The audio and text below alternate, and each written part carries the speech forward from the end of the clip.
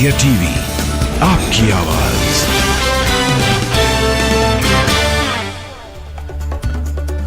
सनातन धर्म को लेकर दिए जा रहे आपत्तिजनक बयानों पर पीएम मोदी ने नाराजगी जाहिर की। मोदी ने पार्टी के नेताओं और मंत्रियों से कहा कि सनातन धर्म वैदिक परंपराओं और विरासत का अपमान बर्दाश्त न किया जा सकता और न ही किया जाना चाहिए। जिसके बाद बीजेपी नेता सुधांशु त्रिवेदी ने मोर्चा संभाला। उन्होंने कहा कि अब तो इसमें कोई शक नहीं कि विरोधी दल हिंदुओं से हिंदुत्व, सनातन से नफरत करते हैं। क्योंकि जी परमेश्वर ने पूछा था कि सनातन कब पैदा हुआ, तो सुधांशु त्रिवेदी ने इसका जवाब दिया।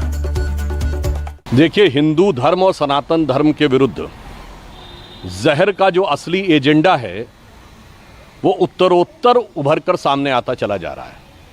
अभी 3 दिन पहले डीएमके के अत्यंत प्रमुख नेता, जो कि उनके मुख्यमंत्री के पुत्र भी थे, उन्होंने कहा इरेडिकेशन ऑफ सनातन धर्म, यानी सनातन धर्म का समूल नाश।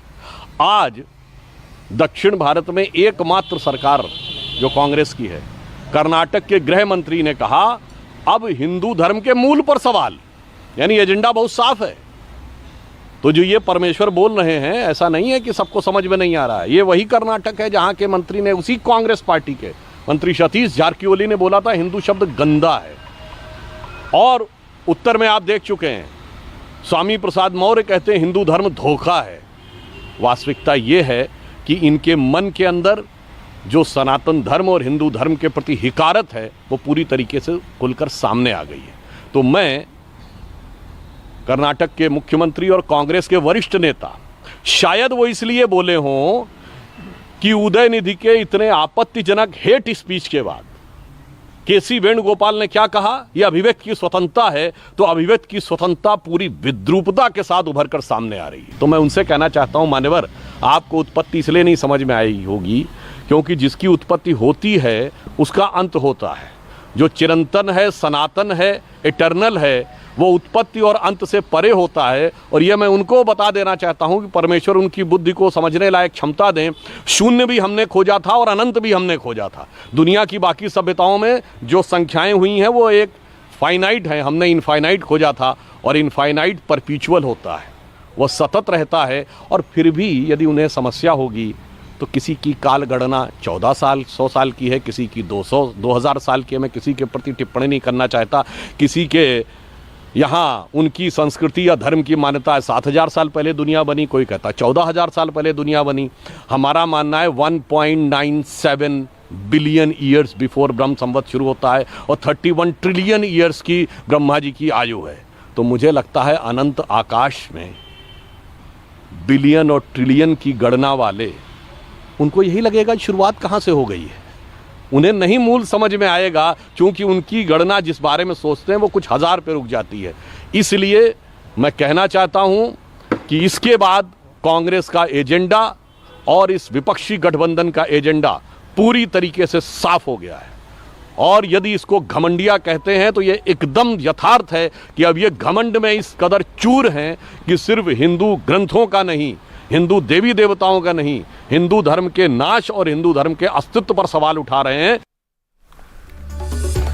इसके बाद सुधांशु त्रिवेदी ने यह भी बताया कि विरोधी दलों के नेता सनातन के खिलाफ बातें क्यों कर रहे हैं। उन्होंने कहा कि विरोधी दल समझ गए हैं कि अब देश का हिंदू जाग रहा है और अगर हिंदुओं को अपनी ताकत का एहसास हो गया तो असुरी शक्तियों का अंत निश्चित है। इसीलिए अब हिंदुत्व और सनातन पर हमले हो रहे हैं। ये जानते क्यों है? जब हनुमान जी को अपनी शक्ति याद आ रही थी तो तमाम आसुरी शक्तियों को लगने लगा था कि यदि इनको शक्ति याद आ गई फिर तो आसुरी शक्तियों के लिए बचना मुश्किल हो जाएगा। और जैसे जैसे भारतीय समाज, भारतीय संस्कृति और हिंदू संस्कृति की वास्तविक शक्ति उभर कर सामने आने लगी है तो बहुत से, मैं किसी को शब्दशः न लिया जाए, बहुत से मारीच हैं, सुबाहु हैं, कालनेमी हैं जो रास्ता रोकने के लिए खड़े हैं।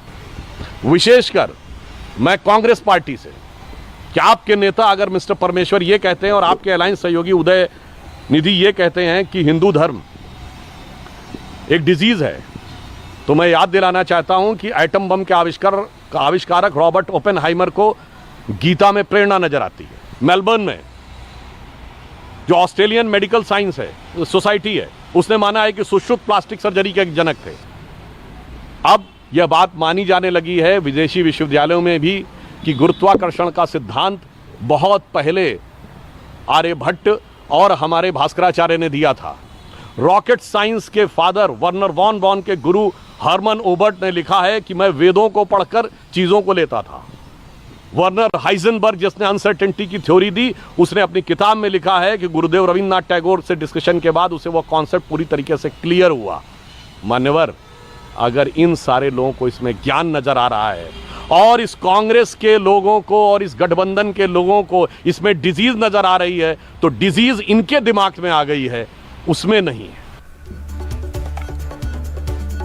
उदयनिधि स्टालिन के बयान से विरोधी दलों के गठबंधन में शामिल ज्यादातर पार्टियों के नेताओं ने किनारा कर लिया है। हालांकि उसे सपोर्ट नहीं किया। प्रियंक खड़गे के सुर भी बदल गए थे, इसलिए लग रहा था कि विपक्ष को गलती समझ में आ गई है, अब ये विवाद खत्म हो जाएगा। लेकिन जी परमेश्वर ने फिर इस मुद्दे को हवा दे दी। उन्होंने जैन, बौद्ध, ईसाई और इस्लाम के शुरू होने की तारीख का हवाला देकर पूछ लिया कि सनातन कब पैदा हुआ। इसी चक्कर में ये मामला फिर से गर्मा गया है।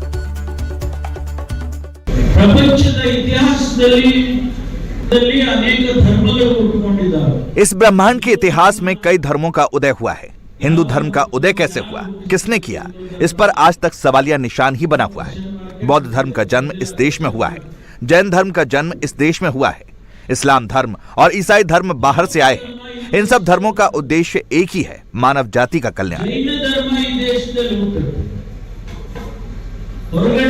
इस्लाम धर्म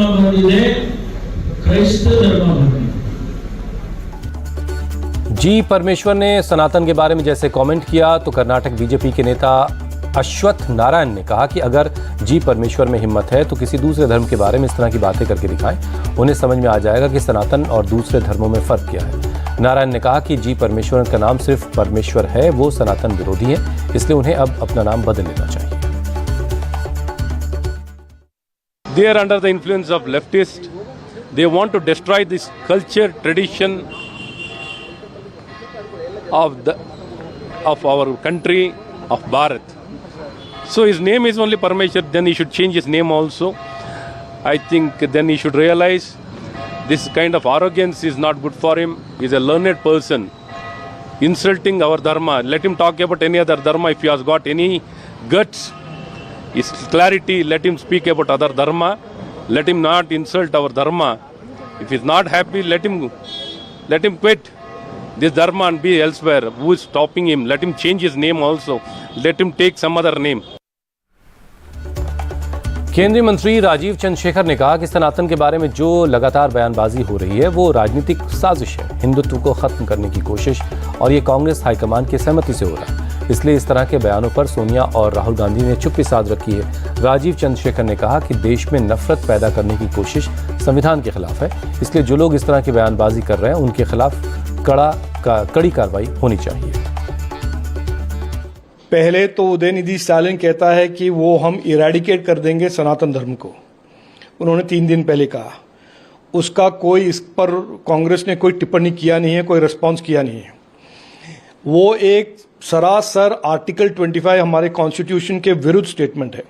तो कांग्रेस जो हर राहुल गांधी जब भी फॉरेन में जाता है, महीने में 5 बार जाता है, साल में 60 बार जाते हैं, और भारत के बुराइयां, भारत के कॉन्स्टिट्यूशनल वायलेशन के बारे में ज्ञान देते हैं, वो आज क्यों नहीं बोलते उदयनिधि स्टालिन के इस स्टेटमेंट के बारे में कि ये कॉन्स्टिट्यूशन वायलेशन है।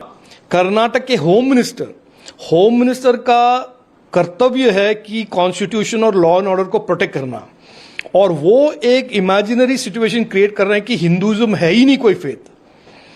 तो एक तरह से एंकरेज कर रहे हैं लोगों को कि जो उदयनिधि स्टालिन का स्टेटमेंट है उसको आगे बढ़ा रहे हैं। ये इनका एक पॉलिटिकल स्ट्रैटेजी है, साजिश है।